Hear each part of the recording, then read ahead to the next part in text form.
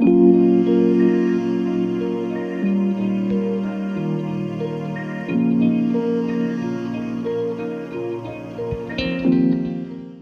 você tem acompanhado as notícias nos últimos 3 meses, já sabe boa parte dessa história. Desde o final de 2021, o número de tropas russas na fronteira com a Ucrânia foi gradualmente aumentando, juntamente com a tensão geopolítica. O serviço de inteligência dos Estados Unidos alertava o mundo que a Rússia faria uma invasão em larga escala no país vizinho. O presidente russo Vladimir Putin negava repetidamente ter essas intenções. Mas em 24 de fevereiro, Putin anunciou o que chamou de Operação Militar Especial lá na Ucrânia. Na época, o argumento russo era de que a Ucrânia praticava genocídio contra a população russa no seu território. O objetivo era desmilitarizar e, nas palavras de Putin, desnazificar o país.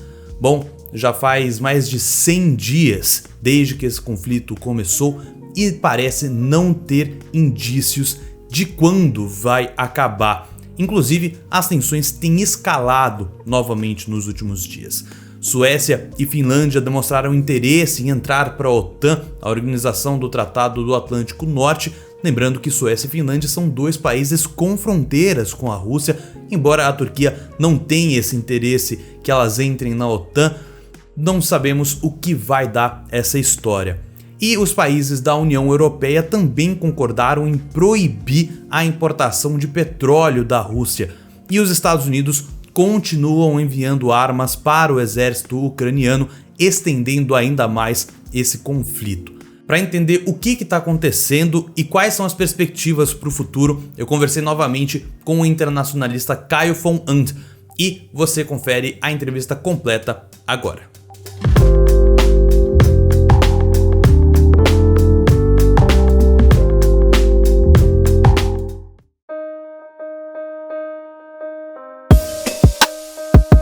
Bom, Caio, bem-vindo aqui de novo ao Política Sem Textão. A gente chegou a fazer, né, aquela gravação para o primeiro vídeo e tal. Agora, estamos 90 dias, 97, 98 dias depois da primeira invasão, 3 meses depois.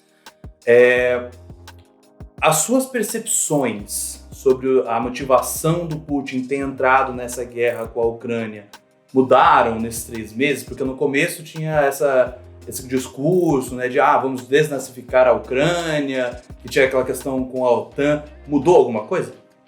Olha, minha percepção sobre as motivações do Putin não mudaram, tá? Naquela época ele declarou que teria que entrar na Ucrânia para desnazificar. Falou, né, toda essa questão sobre o nazismo, sobre a extrema-direita na Ucrânia, que a gente sabia que não era verdade, até porque a Rússia sofre mais com o próprio Putin fazendo um regime autoritário do que a Ucrânia, que não era uma democracia perfeita, mas era uma democracia, bem ou mal. Também a gente sabia que a questão da OTAN, os argumentos da OTAN eram frágeis e para o direito internacional sem legitimidade nenhuma.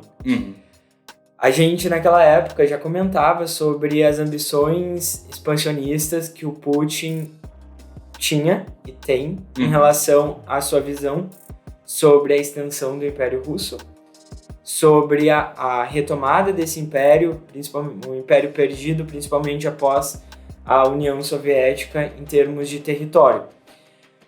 Então, eu continuo com a mesma opinião sobre o que motivou o Putin a invadir a Ucrânia, que é uma motivação olhando do ponto de vista histórico para retomar parte dessas fronteiras que a Rússia perdeu após o desmantelamento da União Soviética.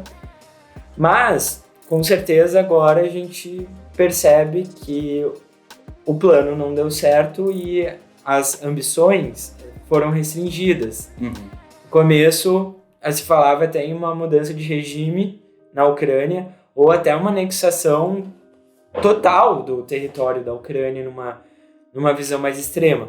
Hoje a gente sabe que isso é muito difícil, é praticamente impossível a Rússia conseguir fazer isso porque ela falhou em tomar as grandes cidades, principalmente mais para mais para o lado ocidental da Ucrânia, né? Então agora o Putin concentra as tropas no leste e no sul, e acredito que a estratégia tem sido mirar na anexação desses territórios que são muito próximos à Crimeia também, que é outro território que o Putin já tinha invadido e que quer chamar de seu, né? Ele criou um corredor ali, né, inclusive para conectar, porque a Crimeia ela não era conectada por terra, né, ali no território russo. Então, criar esse corredor seria o ideal, né, para o Putin. Geopoliticamente sim. Acredito que ele está mirando essa região por questões que misturam geopolítica, toda a questão de dar vazão para o território russo a águas quentes e a fontes importantes de economia, mas também por questões culturais, né? Porque era um território que tem forte influência do povo russo na época da União Soviética também, eram partes importantes da União Soviética, e que esse interlaço cultural acaba servindo como justificativa também para ele salvar culturalmente a região.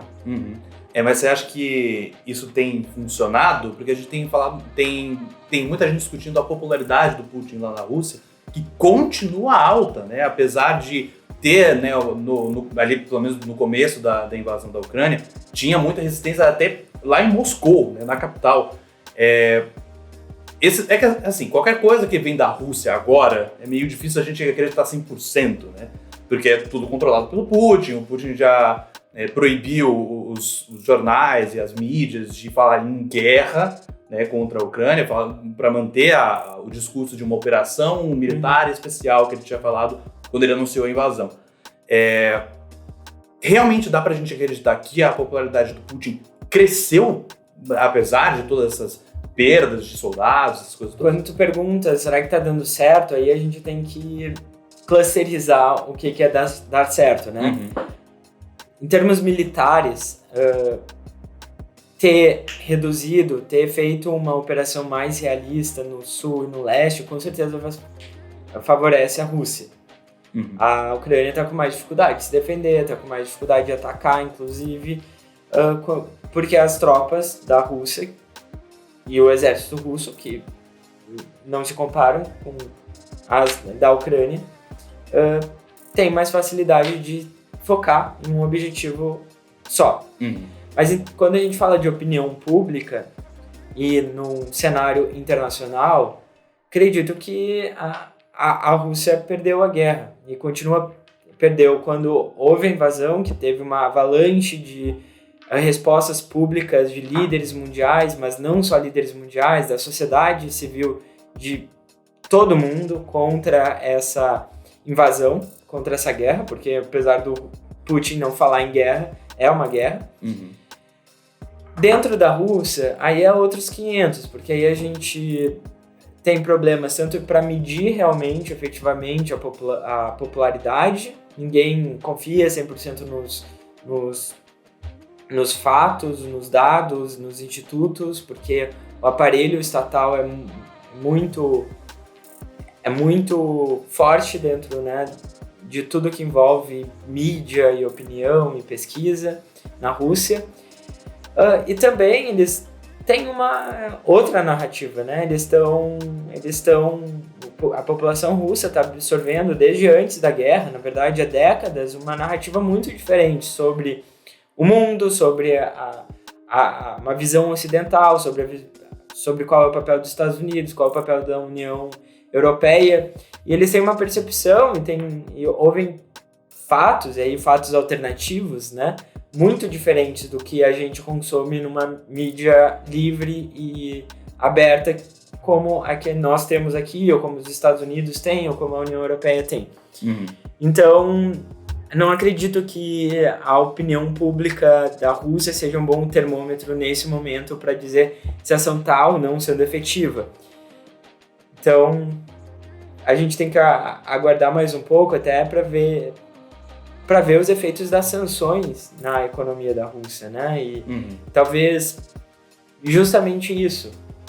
quando a população da Rússia entender que, na verdade, o presidente deles não estava investindo na própria população, não estava investindo na própria educação, não estava investindo na própria economia, mas sim estava investindo num plano de poder e de imperialismo mesmo, injustificado no mundo atual, aí sim talvez a população russa consiga compreender de verdade as consequências dessa guerra.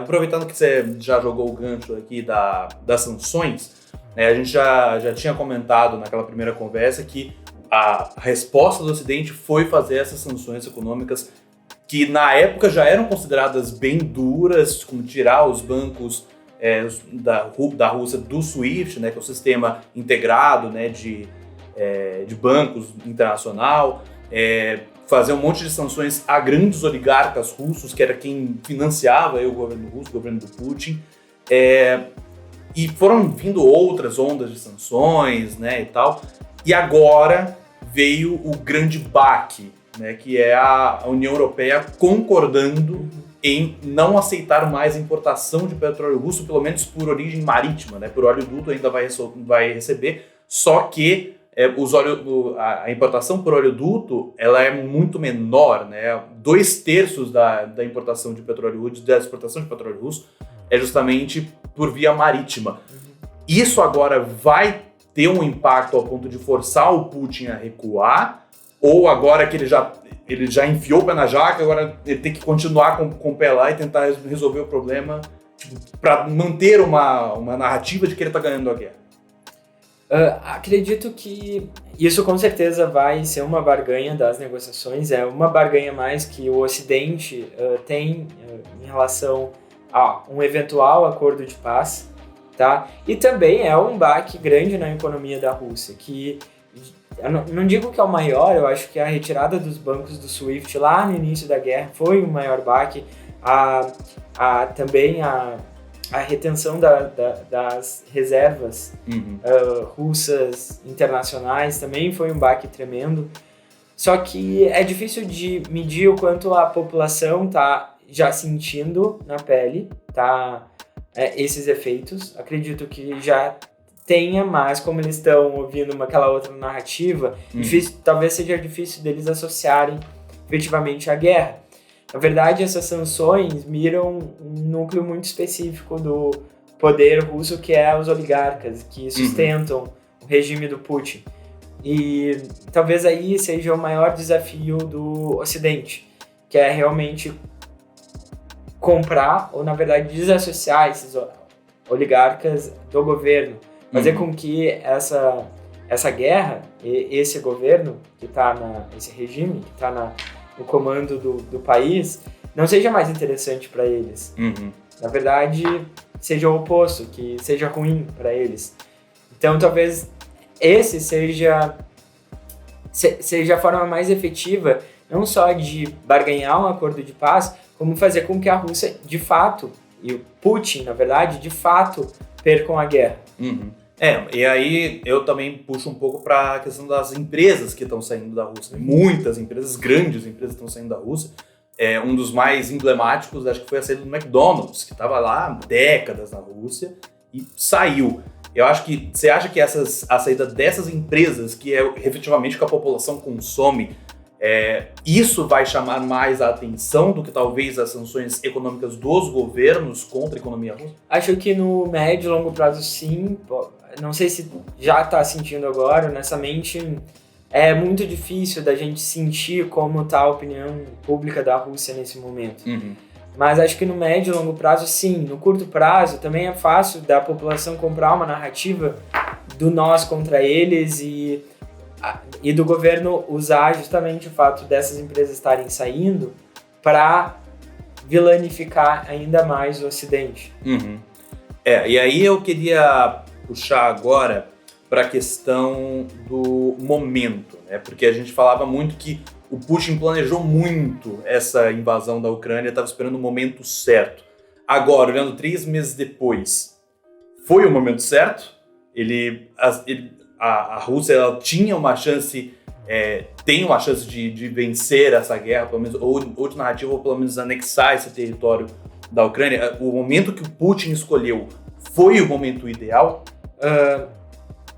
Já olhando à luz da história, acredito que ele teria sido mais bem sucedido durante a administração do Trump, um pouquinho antes da pandemia. Acho que, inclusive, uma eventual invasão poderia passar quase batido naquela época, porque a opinião da população mundial, principalmente dos Estados Unidos e da Europa, estava diferente em relação à Rússia. E também o Putin acabou pegando ali, e aí na leitura dele, talvez esse fosse o cenário favorável de trocas de governos na Alemanha, eleições importantes na França, troca de governo nos Estados Unidos. Ele pensou provavelmente que, como está havendo mudanças, né, nesses países, agora é um momento até mais discreto para fazer essa invasão. Só que não foi, né? Então acho que sim, ele errou o time. E por alguns anos, na verdade. Talvez ele estivesse planejando que o Trump seria reeleito. Talvez a pandemia também atrasou um pouco os planos dele. Sim. Então, de fato, agora, olhando à luz da história, não foi um bom momento, né? E agora falando do outro lado da moeda, né? A gente falou da popularidade do Putin, se foi a escolha certa dele invadir naquele momento. Agora vamos falar um pouco das lideranças ocidentais, né? Porque as lideranças, elas assumiram muito esse discurso do nós contra eles, nós contra o Putin, vamos, né, ajudar a Ucrânia, um país democrático. Vai falar um pouco da questão de democracia contra a autocracia daqui a pouquinho, mas a gente viu, por exemplo, as eleições da França. O Macron venceu a Marine Le Pen, apesar de a Marine Le Pen ter conseguido aí uma boa votação. A gente vê o Biden, né, assumindo, pelo menos no começo ali do conflito, assumindo também esse discurso.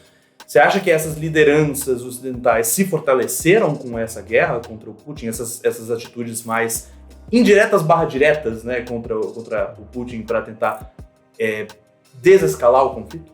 Acredito que sim, e até de uma forma indireta, tá? Acho que é importante para essas lideranças que você citou que fique muito claro que todo aquele discurso que vinha lá desde 2015, antes disso, contra a Rússia, principalmente vindo de lideranças de centro-direita e centro-esquerda, mas que eram desmantelados pela extrema-esquerda e pela extrema-direita, de que a Rússia era um inimigo, que era um perigo, né, ao mundo.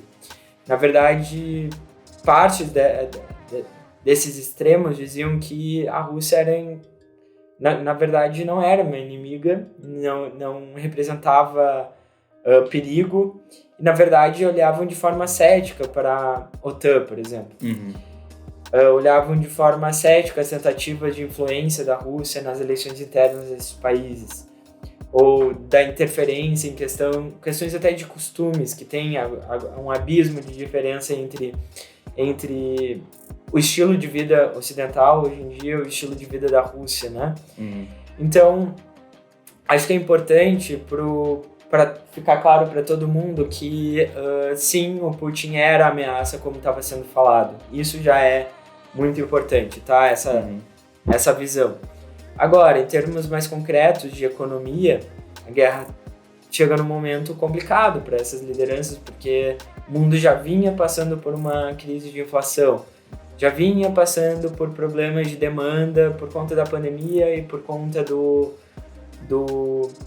da supply chain crisis, né? Já vinha passando por problemas de oferta por conta da guerra comercial do Trump com a China. Sim. Então, acabou juntando uma tempestade perfeita e agora esses governos têm um desafio muito grande que é de controlar a economia e a inflação. Mas, quando a gente olha internamente, a gente pode ver, vamos pegar os Estados Unidos como exemplo, né? Tá todo mundo olhando os Estados Unidos. Quando Biden fala sobre ajuda ou sobre estratégia militar ou sobre uma visão do que está acontecendo na Ucrânia, ele recebe apoio bipartidário, tá? no State of the Union, que ele teve algumas semanas após o começo da invasão, ele foi aplaudido de pé pelos dois partidos, no que os críticos falaram que foi o maior apoio bipartidário de um presidente no State of the Union desde 96. Então, são sim pontos que têm consenso internamente e acho que sim, esses líderes ficaram mais fortes. Beleza. E aí, falando agora mais especificamente do Biden, você falou na questão da inflação, de como isso afeta. Agora, a melhor estratégia para o Biden, para ele tentar recuperar a popularidade dele, até saiu agora, né? A gente está gravando, saiu agora há pouco, a pesquisa da Reuters, né, de popularidade do Biden, dizendo que ele até subiu um pouco a popularidade dele, mas a rejeição continua maior do que a popularidade dele. Como estão os números? Ela está, se não me engano, 48% de popularidade para o Biden e 52% de rejeição. Tem como Biden ainda usar a narrativa da guerra para tentar reverter a situação, ou ele tem que focar agora no interno dele, ali nos Estados Unidos, na economia americana? Acredito que tem e teria bastante apoio. A questão é que os estrategistas democratas falam que guerra não vence, guerra e política externa não vence eleição de meio de mandato. E eles podem estar certos em vários sentidos. Então, Biden está pivotando aí um discurso, principalmente para a questão da inflação, questão da economia, questão de controle de armas, que os Estados Unidos estão sofrendo com uma crise nesse momento. Mas acho que mais importante, olhando para as eleições, é não só trazer a narrativa de como é importante apoiar a Ucrânia, que a estratégia está dando certo e que o legado dos Estados Unidos, ou um legado do Biden, uma doutrina que ele tem que criar, é desmantelar a administração, o regime autoritário do Putin. Mas também linkar tudo o que está acontecendo com as políticas e com as influências que a extrema-direita, Trump especialmente, tinha com a Rússia. Acho que é o melhor modo dele explicar para os americanos o que está acontecendo e por que está acontecendo. E agora vou puxar também um pouco, porque tem um pouco de relação com isso, porque afinal de contas a gente está vendo essa crise, tem uma crise alimentar inclusive, né, da Rússia bloqueando ali a exportação de alimentos da Ucrânia. A Ucrânia é, né, um grande exportador de alimentos e de commodities em geral, mas principalmente de alimentos. E tudo isso é por conta justamente dessa extensão do conflito, né? Hoje já é meio que consenso que o Putin não esperava que esse conflito ia demorar tanto tempo assim, né? Já está estendendo muito além do que ele esperava. Depois de 3 meses, e aí os Estados Unidos até anunciou que vai mandar uma nova tecnologia militar para a Ucrânia, uma tecnologia de mísseis para a Ucrânia conseguir se defender, inclusive gerou uma nova tensão, porque o Putin estava falando que os Estados Unidos estavam incentivando que a Ucrânia atacasse território russo, e aí ia abrir um outro ovo podre, né, nessa situação toda. Você acha que a estratégia pro Biden, para a economia americana, de ficar estendendo esse conflito é estrategicamente viável em questão de inflação, considerando que a invasão da Ucrânia, a guerra na Ucrânia, influencia tanto a inflação global?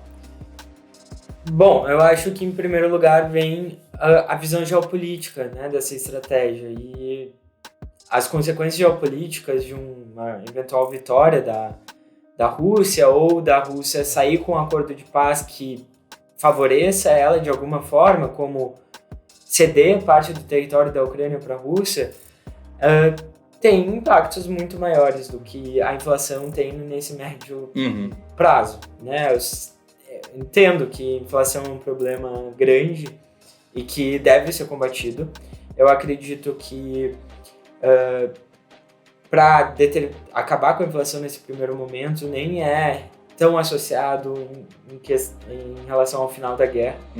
Os Estados Unidos têm que olhar melhor para a política monetária, para a questão do déficit, e o Biden e o Fed estão olhando para isso.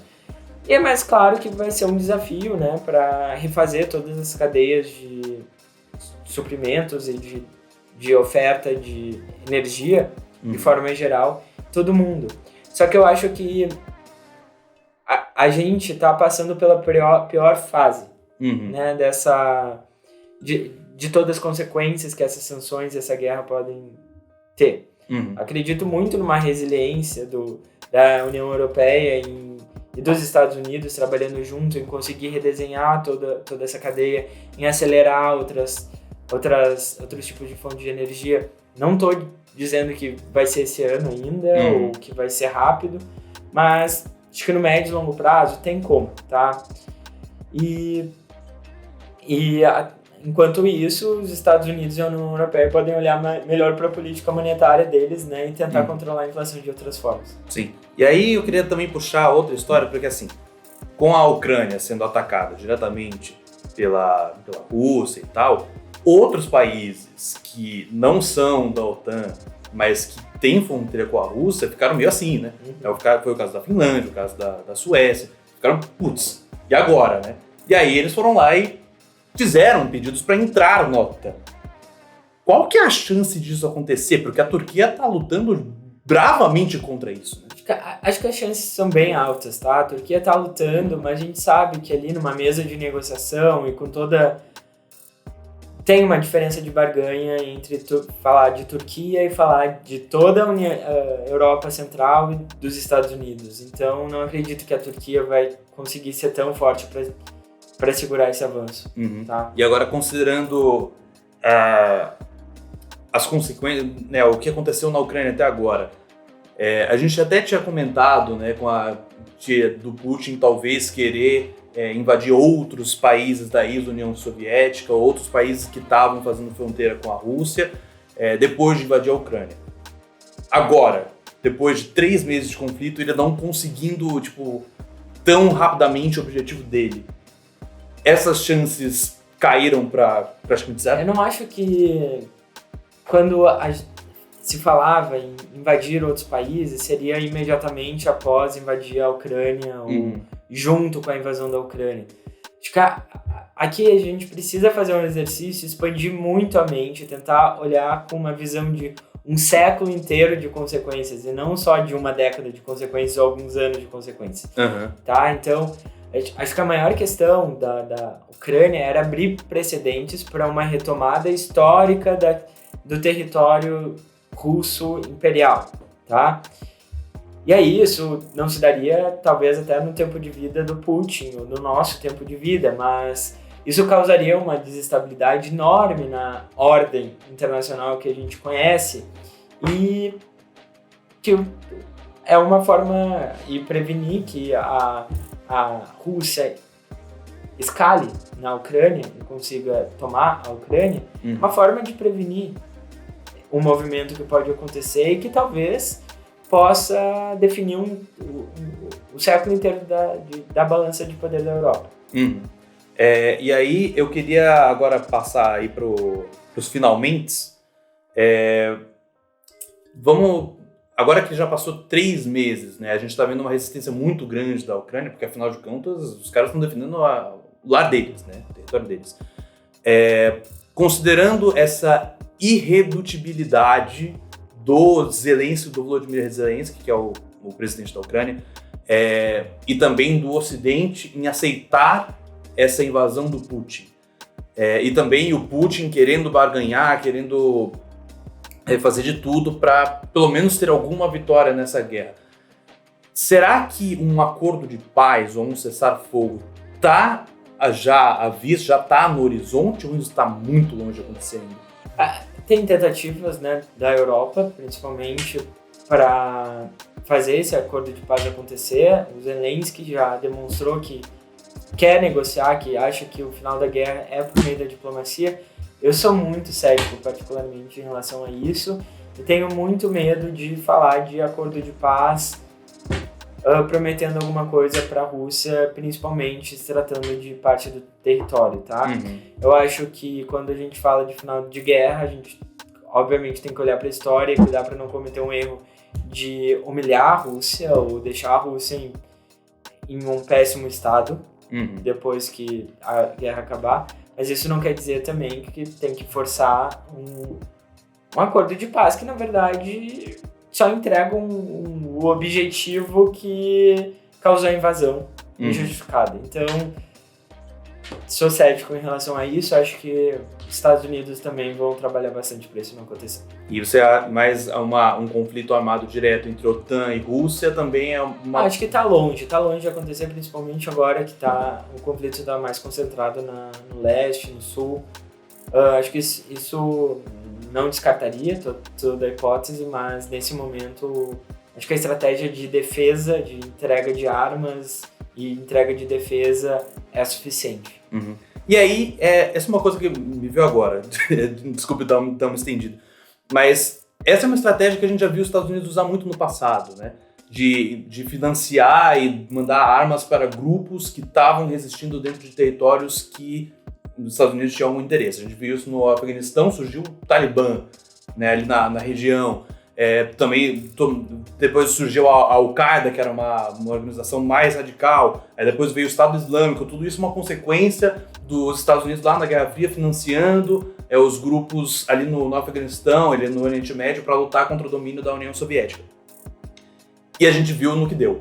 Tem alguma chance de alguma coisa parecida acontecer lá na Ucrânia? Porque tem alguns grupos extremistas ucranianos que daí sim, né, foi esses grupos pequenos, mas foram esses grupos que o Putin usou como também justificativa para invadir a Ucrânia. Né? Não dá para dizer que não existe grupos não nazistas na Ucrânia, porque existe. Né? E uma parte desses grupos estão recebendo essas armas para defender as regiões deles lá no Donbass. Você acha que tem alguma chance de surgir uma ameaça dentro da Ucrânia por conta desse financiamento americano? Os exemplos que você citou de Afeganistão, Iraque, o que aconteceu no Oriente Médio, se deram depois que os Estados Unidos eles invadiram diretamente, tá, esses países. E aí, para a estratégia dar certo, principalmente de sustentação, depois que os Estados Unidos já tinham tomado o território, se faziam acordos com milícia ou com o que eles chamam de exércitos privados aí, para conseguir garantir o território e garantir a sustentação daquilo. Porque numa guerra não se trata só de tomar e acabar com o regime, né? A parte de queda do regime é mais desafiadora ainda, né? Toda essa estratégia de entrega de armas, mas nem só da entrega de armas, a criação de um Estado falido por si só traz consequências muito sérias e algumas das quais a gente não consegue prever antes, tá? Porque é literalmente um caos social, um caos econômico. Então, não acredito que necessariamente a estratégia de armar a Ucrânia seja ruim. Mas as consequências ruins se darão por conta da própria invasão, por si só, entendeu? E aí, na política internacional tem que equilibrar, botar os pós e os contras aí. E assim, nesse momento é mais seguro para o mundo, em primeiro lugar, e segundo, mais seguro para os próprios americanos, no caso, que eles defendam a Ucrânia, ajudem nessa defesa, ajudem nesses pacotes bilionários de ajuda que eles estão entregando, do que se envolver diretamente no conflito, né? Com certeza. Bom, Caio, obrigado aí por essa conversa, foi ótimo, a gente deu uma atualizada bem legal na nossa conversa anterior e a gente se vê numa próxima oportunidade. Muito obrigado, até a próxima.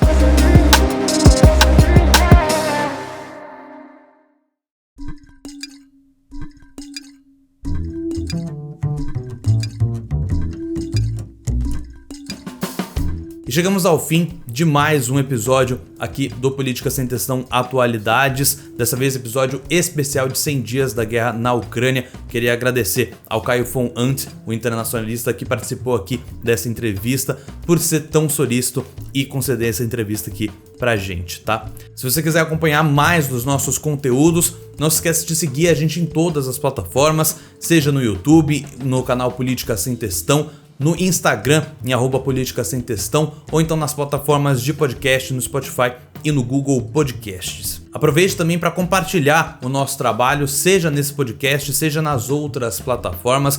Vamos incluir cada vez mais pessoas no debate público por meio da informação. Mas por enquanto é isso. Muito obrigado por ouvir esse episódio do Política Sem Textão Atualidades e a gente se vê no próximo. Um abraço e até mais.